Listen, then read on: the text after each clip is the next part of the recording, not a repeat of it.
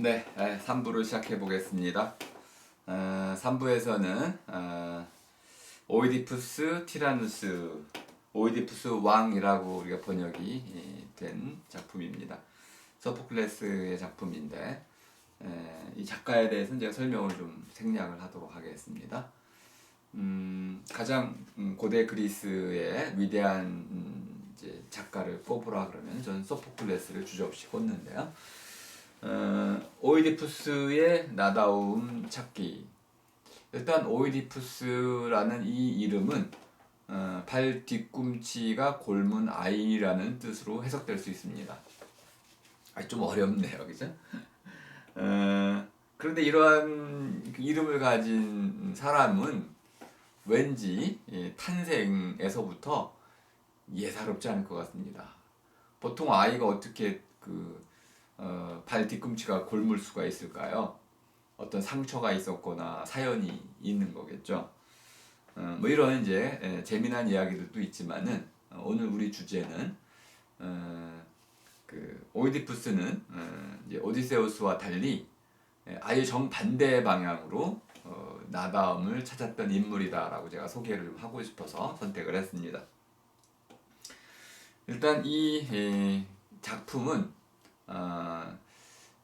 연병이라고 하는 장티푸스를 얘기하는 겁니다. 장에 티푸스균이 있어가지고 이제 출혈을 일으키고 해서 예전에는 치사율 40% 정도에는 지금은 뭐 거의 이제 쉽게 고칠 수 있지만은 이제 아무튼 과거에는 아주 이제 전염성이 강한 그러한 감염병 전염병이었습니다. 여기 이제 연병이라고 이제 번역을 했는데 어쨌든 장티푸스로 이해하시면 되겠습니다. 연병이라는 재앙이 이제 테바이 또는 테베라는 도시를 휩쓸게 됩니다. 이러자 이제 한 장면이 소개가 되고 있는데 현재 우리 이제 코로나 19하고 연결돼 있어서 한번 장면 한번 상기가 되니까 한번 한 대목을 좀 소개해 보겠습니다.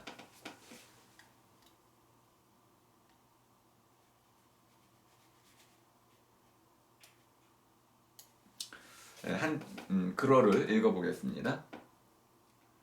왕께서도 온 장안의 심한 재앙을 보시다시피 죽음의 큰 물결 밑에서 벗어날 수가 없고 또 한 줄 넘어가면 카드모스의 집은 테베를 얘기하는 것입니다.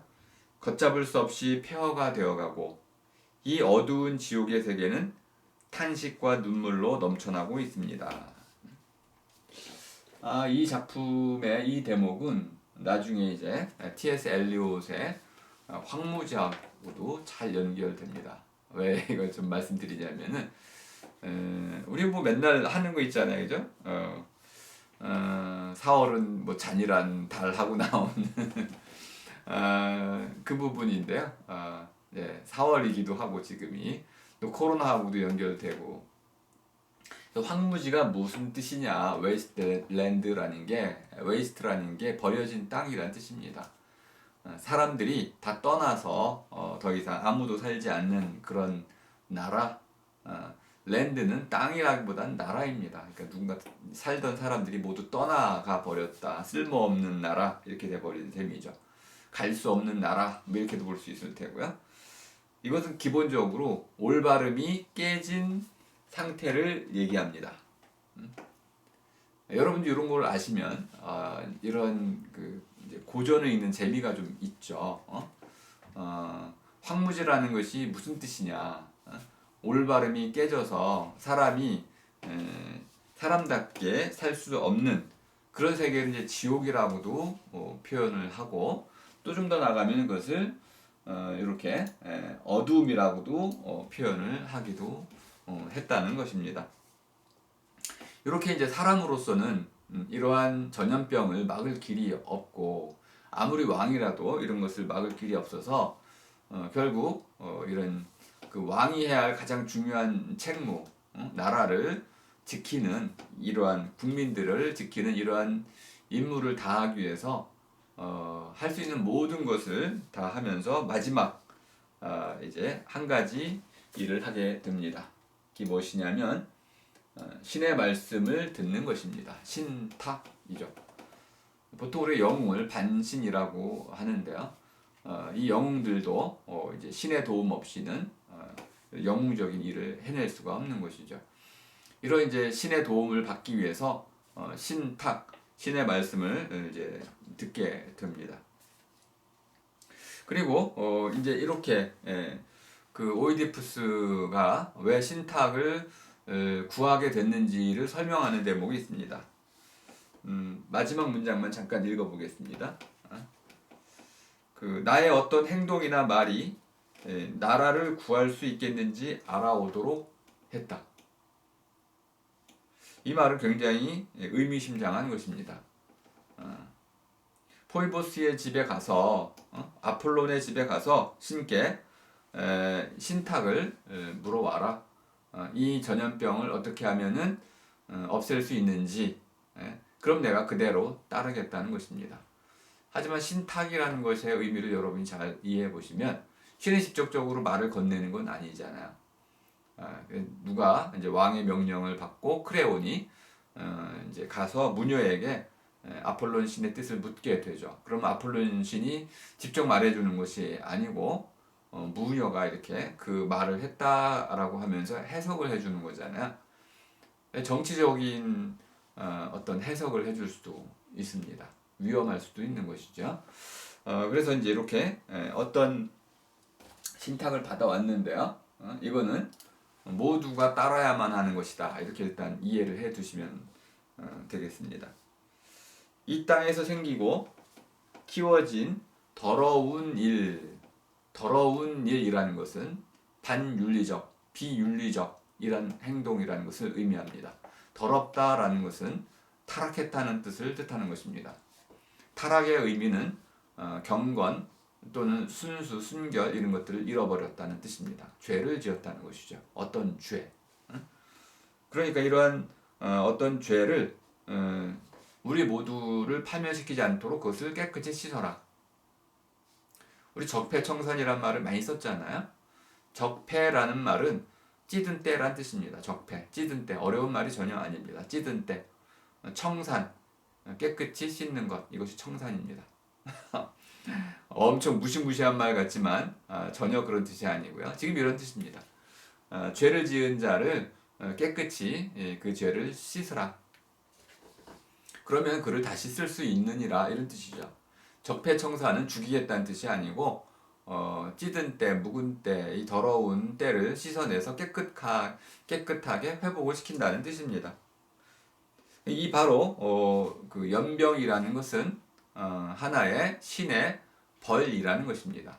그러므로 이 신이 벌을 내렸다면 누군가가 죄를 지은 것이고 그 누군가가 왕일 경우, 높은 사람일 경우 한 사람이 지은 죄도 그것을 공동체 전체가 갚지 못하면 공동체 전체가 벌을 받는 이런 이제 세계관 속에 살고 있었다. 이렇게 이해해 보시면 되겠습니다. 그러므로 연병이라고 하는 것은 신의 징벌로 이해가 되는 것입니다. 신의 징벌이라고 이해가 되는 순간 그렇다면 신적 정의를 회복하는 것, 눈에는 눈, 이에는 이라는 신적 정의, 응징, 보복 이런 것이 금방 떠올라지게 됩니다. 오늘날 우리는 이제 뭐 코로나19 때 잘 보셨겠지만 진단 키트를 통해서 일단 진단을 하고요. 그런 다음에 이제 확진자를 격리하고 다음에 바이러스를 추출하고 백신을 만드는 과정을 거치게 됩니다. 철저히 원인과 결과라고 하는 이런 방식으로 그 접근을 하게 됩니다. 의학적 해명, 생물학적 해명을 하게 됩니다. 그런데 지금 그 오이디푸스 왕은 신탁에 의존하게 됩니다. 그리고 신탁에 의존하자 보자 이제 그 핵심이 뭐냐면 라이오스 왕, 그 전에 라이오스 왕을 시해했던 한 사람을 쫓아내거나 피로써 갚으라라고 요구를 하는 그 하나의 요청사 시스템의 한 요소를 이제 달성하려고 합니다. 라이오스 왕은 지금 오이디푸스 왕보다 바로 이전의 왕이었습니다. 그 라이오스 왕이 누군가에게 뭐 도둑대라고는 지금 알려져 있지만 도둑대에게 살해를 당했다. 그런데 그 도둑대에게 살해를 당했는데 그 도둑대를 잡지 못하고 그들을 처벌하지 못했기 때문에 어떤 그 신에게 어떤 신에게 신탁을 물으러 갔던 왕이 그런 신적인 일을 수행하려고 하다가 죽임을 당했는데 그가 이제 억울한 죽음을 당하고도 이제 정의를 되찾지 못했으므로 그것 때문에 신이 진노하셔서 연병이라는 이 질병으로서 이제 징벌을 하는 것이다. 그러므로 라이오스 왕의 살인범을 찾아서 추방시키거나 구구에 추방시키거나 또는 그를 죽여라. 과거에는 고대 그리스 시대에는 추방이 더 큰 형벌이었습니다. 죽이는 것보다. 어째 사람이 아니다라는 단죄를 내리는 것과 같아서 어쨌든 이렇게 해가지고 이제 이 신의 징벌을 누그러뜨릴 수 있는 유일한 방법이 라이오스 왕의 살인범을 찾아서 그를 추방하거나 죽이면 되는 거라는 겁니다. 그러자 이제 오이디푸스 왕은 그 즉시 그 신탁을 듣는 즉시 라이오스 왕은 어디에서 죽음을 당하셨소? 라고 묻습니다. 이렇게 연병이라는 거하고 전혀 관계도 없는 라이오스 왕의 살인범 찾기가 시작이 됩니다. 우린 질병의 원인을 누군가의 부당한 죽음으로 이렇게 연결시킬 수는 없죠. 현대인들은. 그러니까 오이디푸스 왕은 전혀 이런 과학적 세계관 위에서 어떤 이야기를 펼치고 있는 게 아닙니다. 여러분도 이 부분을 잘 이해하시기 바랍니다.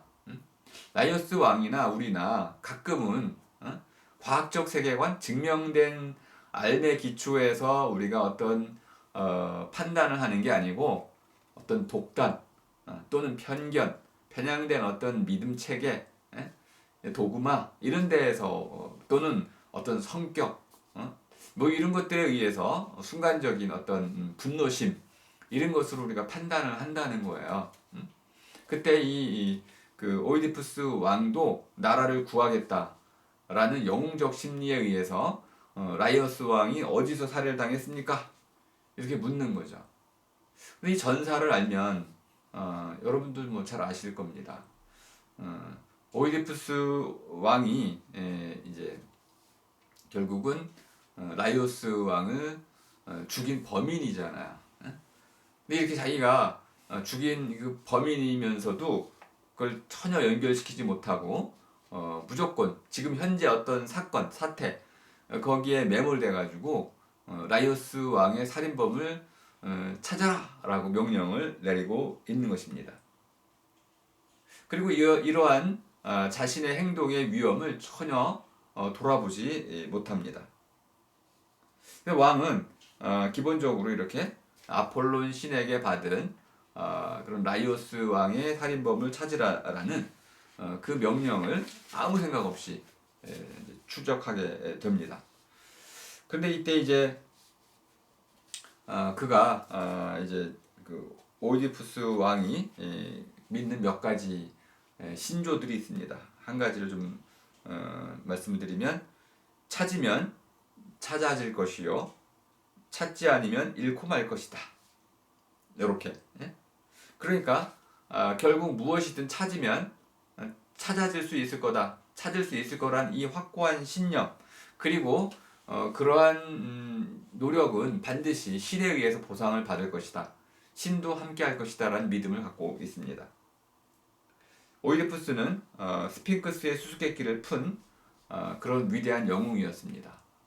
스핑크스가 이제 수수께끼를 내서 못 맞추면 사람들을 잡아먹고 했는데요. 그것이 테베를 위협하는 아주 가장 큰 공포였습니다. 근데 그것을 스핑크스의 수수께끼를 풀어서 테베를 위기에서 구했고 시민들의 요청으로 마침 그 공석 자리가 비어 있었던 이제 왕의 자리를 이제 차지하게 됩니다. 물론 이때 이제 그의 그 이제 당시의 왕비였던 이제 그 이오카스테도 그 이제 선왕 라이오스 왕의 죽음을 슬퍼할 겨를도 없이 오이디푸스를 새로운 왕으로 맞아들여서 서로 결혼을 하게 되고, 그래서 아이도 셋이나 낳게 되는 것이죠. 이렇게 이제 모든 것이 갑자기 그 오이디푸스 자신이 전혀 예측하거나 예상하지 못했던 방식으로 흘러가게 됩니다. 그리고 이제 그 가운데 이제 결혼해가지고 아이를 낳고 하는 사이에 연병이 나기 전까지 오이디푸스 왕은 굉장히 행복한 나날을 살았어요. 그러다 이제 연병이 발병하자 영심리가 다시 발동을 한 거죠. 영웅이라는 것이 뭐냐면 한마디로 말하면 공동체에 닥친 위험, 문제를 해결하는 자입니다. 이 공동체의 문제를 해결하는 자가 영웅입니다. 그럼 현재 우리 한국 대한민국에 코로나19의 위기를 문제를 해결하는 자가 누군가요? 대통령인가요? 아니면 중앙방역대책본부인가요? 아니면 그걸 잘 따르는 시민들인가요? 오늘날에는 이것이 좀 이렇게 분담이 됩니다. 제가 보기에 가장 중요한 영웅들은 전문가 집단인 것 같습니다. 어떻게 우리가 이 코로나19에 대응해야 하는지를 정확히 알고 그것을 정치권에 조언하고 그걸 통해 가지고 국민 모두의 동참을 이끌어내는, 그리고 그걸 통해서 어떤 성과를 이제 일궈냄으로써 모든 국민들의 신뢰를 얻는, 정책적 신뢰를 얻어내는 뭐 이런 전문가 집단들이 이미 오늘날 성공을 거둔 게 아닌가. 물론 그 공로는 전적으로 정부 이제 수반인 대통령이 갖고 가져가고는 있지만은 실질적인 영웅들은 그러한 전문가 집단이 아니겠는가. 오늘날은 그러므로 이런 정치적 지도자보다는 깨어있는 이런 전문가 집단이 영웅의 반열에 올라가 있다라고 볼 수 있겠습니다.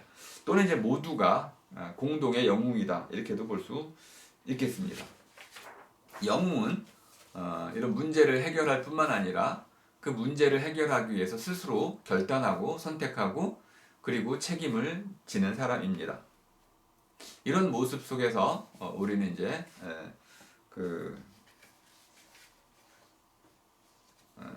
테이레시아스와 오이디푸스의 대화를 좀 눈여겨볼 필요가 있습니다. 테이레시아스가 이렇게 얘기합니다. 이 눈먼 이제 예언자인데요. 테이레시아스가 오이디푸스가 처해 있는 비극적 상황을 이제 이렇게 얘기해 줍니다. 오늘의 이 날이 뭐냐면 이렇게 아폴론 신탁을 받아와서 라이오스 왕의 살인범을 찾으라 한 그 명령을 내린 오늘이죠. 오늘의 이 날이 당신을 낳고 당신이 누구인지를 비로소 깨닫게 된다는 거죠. 당신의 아버지, 어머니가 누구고 당신이 어떻게 살았는지를 정확히 알게 해주고 당신을 낳고 뜻 결과 때문에 당신을 죽일 것입니다 라고 아주 의미심장한, 저는 이것을 헤르메스의 대답이다 라고 표현해 놨는데요. 헤르메스는 도둑의 신이기도 하고 번역의 신이기도 하고 경계의 신이기도 한데요. 헤르메스의 그 신발에 날개가 달려 있어서 이렇게 어디든 마음대로 다닐 수 있는 능력을 갖고 있죠. 헤르메스라는 게 뭐냐면 알듯 말듯한 대답, 눈짓을 준다, 이런 뜻으로도 우리 해석을 하는데요. 하늘에 뜬 무지개는 무슨 뜻일까요? 뭐 이런 것들이 일종의 하나의 그 이제 암시 같은 것이죠. 눈짓. 이 눈짓을 통해서 우리에게 뭔가 말을 건네는 어떤 자, 이것이 헤르메스인데요. 오늘의 이 날이 당신을 낳고 당신을 죽일 것이다. 이 말을 테이레시아스는 정확히 그 오이디푸스의 운명을 예견해 준 겁니다. 그런데 오이디푸스는 그 말의 의미를 전혀 알아듣지를 못합니다. 그리고는 거꾸로 이제 그 테이레시아스를 다그치게 됩니다. 빨리 라이오스 왕의 살인자가 누군지 그것을 빨리 밝혀라. 그렇지 않으면은 내가 너를 뭐 어떻게 죽이겠다, 협박까지 하게 되죠. 그러자 이제 그 예언가가 이렇게 말을 합니다. 그것이 바로 당신의 이 성급함, 이 성마름, 다급함, 이것이 바로 당신의 불행이요 당신의 재앙입니다. 끊임없이 이렇게 청맹관이와 같은 이런 태도를 보이는 이제 이제 오이디푸스에게 끊임없이 이렇게 어떤 암시를 주는 것이죠. 그러자 이제 그 옆에서 또 이오카스테는 아니 예언가들의 말이 항상 맞는 건 아니야라고 또 거들기도 합니다. 근데 이오카스테의 그 아내 제가 이제 아내 어머니라고 이름을 붙여놨는데요. 어머니였죠. 그러니까 이제 그 오이디푸스는 모르지만은 또 이오카스테도 모르지만은 실제로는 이 오이디푸스를 낳은 친어머니가 이오카스테였습니다. 그런데 그가 다시 이제 나중에 이렇게 오이디푸스의 아내가 되어서 아들까지 딸까지 낳게 되는 것이죠. 이때 이오카스테는 제가 잠깐 행복론을 좀 소개해 드리겠는데요. 이오카스테 행복론이 뭐냐? 그날 아무 걱정 없이 지내는 것이 행복이다 이렇게 얘기를 하고 있습니다. 왜 그러냐면 인간에게 운명이란 절대적인 것이어서 무엇 하나 앞일을 분명하게 모르고 털끝 하나라도 바꿀 수가 없기 때문에 그렇다. 아예 모르고 사는 게 좋겠다. 인간이 걱정한다고 무엇 하나 바뀔 수 있는 게 아니므로 그냥 그날 걱정 없이 지내는 것이 행복이다 라고 이야기를 합니다. 물론 나중에 이제 이러한 이오카스테와 오이디푸스의 모든 과거가 이제 폭로되기 직전에 그 걱정이 너무 크게 달해서 결국은 자신의 침실로 뛰어들어가서 목을 메어 이제 목숨을 끊게 됩니다. 이때 이제 그 작가는 이렇게 이야기하고 있습니다. 불쌍하게도 남편에게서 남편을, 자식에게서 자식이라는 이중의 출산을 본 그 혼인을 한탄하고 계셨습니다. 그 두 번의 혼인을 뉘우치고 있었다는 것입니다. 아내 어머니인 이오카스테의 밧줄을 끌은 뒤에 오이디푸스 왕은 그 브로치, 여기 이제 예전 고대 그리스 복장에 보면 이제 마름질한 재봉선이 없잖아요. 그래서 천을 쭉 이렇게 둘둘 이렇게 감아가지고 여기다가 브로치를 딱 꽂아서 이제 그 옷을 이제 형태를 유지하잖아요. 이걸 빼면 이제 옷이 다 벗겨지게 되는데요. 이 브로치를 빼가지고 자신의 두 눈을 찔러서 멀게 한 뒤에 스스로를 가장 변방에 있는 키타이론 산으로 유폐를 시키게 되죠. 추방을 하게 되는 거죠. 이것이 이제 결국 그 오이디푸스 티라누스라는 이 작품의 끝입니다. 그때 이 오이디푸스가 이야기한 자신에 대한 정체는 뭐냐면 절망과 저주를 받은 사람. 나는 누구냐? 신들의 미움을 가장 많이 받은 사람이다. 왜 이런 얘기를 하게 되냐면 오이디푸스가 이러한 비극에 도달하게 된 가장 중요한 이유는 신탁 때문이었던 것입니다. 지금 설명하기는 좀 어렵지만 트라게디라는 이 말은 비극이란 뜻이 전혀 아닙니다. 우리가 번역을 좀 잘 못했습니다. 트라게디는 희생극이란 뜻입니다. 어떤 영웅의 희생, 공동체를 위해서 자기를 희생한 영웅이 파멸해가는 모습, 이것이 바로 희생극입니다. 그러니까 희생극은 한마디로 말하면 영웅이 어떤 성공해가는 과정을 쭉 클라이맥스로 그리다가 페르페프테이아 어느 순간 탁 이제 변전을 일으켜가지고 그 성공했던 영웅이 추락하는 이런 과정을 보여주고 있습니다. 영웅의 성공과 실패를 통해서 우리 인간이 겪을 수밖에 없는 어떤 한계 이런 것들을 적나라하게 깨닫게 해주는 것입니다. 그게 보통 이제 비극적인 요소를 갖고 있기 때문에 비극이라고 할 수 있지만 영웅은 그것을 슬퍼하는 것이 아닙니다. 그래서 용기 있게 또는 담대하게 그런 어떠한 자신의 파국을 스스로 결단해서 떠맡는 것이죠. 그래서 오이디푸스에서 가장 중요한 나의 나다움은 어떠한 선택에 대해서도 그것을 스스로 떠맡는다는 것입니다. 처음에 그 오이디푸스에게 내려진 신탁은 그 아버지와 어머니를 죽인다는 거였습니다. 그래서 오이디푸스는 그 신탁을 듣자마자 자기가 살고 있던 그 이제 이웃 이제 왕국을 떠나게 됩니다. 왕자로 이제 살았는데 뭐 이 사연은 좀 설명드리기 어렵지만은 제가 여기 이제 설명을 좀 해놨습니다. 헤로도토스 역사에 나오는 이야기를 가지고 만들어졌다.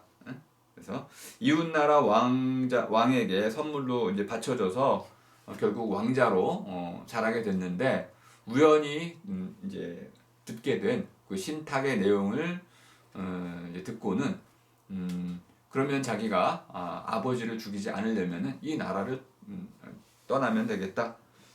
그래서 이제 그 나라를 떠나게 됩니다.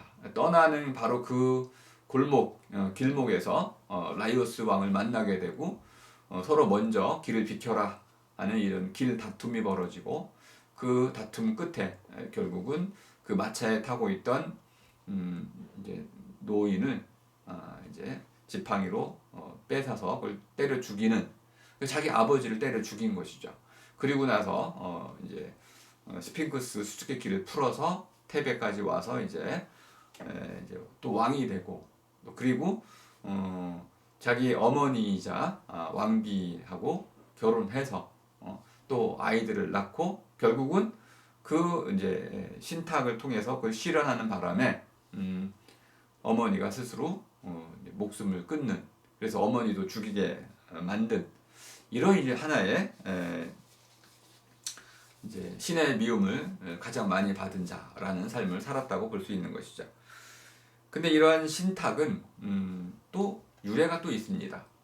그 라이오스 왕은 이제 그 앨리스의 그 펠로푸스 왕 거기 이제 잠깐 이웃 나라의 침략을 피해서 망명을 한 적이 있었는데 그곳에서 그 왕자인 크리시포스에 반해가지고 동성애를 하게 됩니다.